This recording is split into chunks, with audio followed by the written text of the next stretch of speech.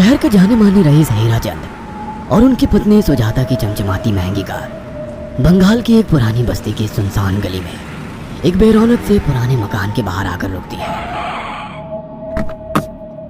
सुजाता, ये तुम मुझे किस जगह लेकर आई हो? ये तो कोई गरीबों की बस्ती लगती है, यहाँ ऐसा क्या है?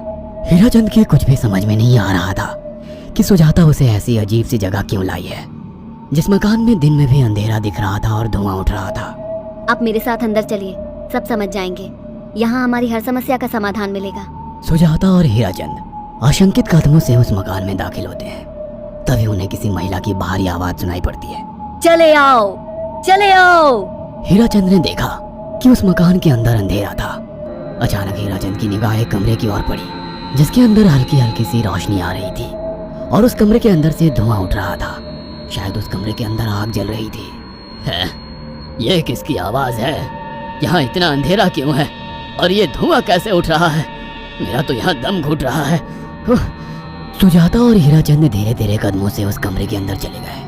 अंदर वाले कमरे में बिखरे बाल वाली एक खूबसूरत सी बूढ़ी औरत सामने जल रही आग में एक मुर्गी की गर्दन काटकर उसका खून गिरा रही थी और मुर्गी का शरीर झटपटा रहा था।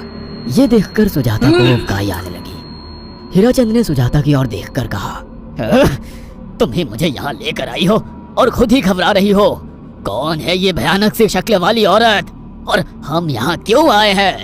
अचानक उस औरत ने एक झटके में मुर्गे की गर्दन धड़ से अलग कर दी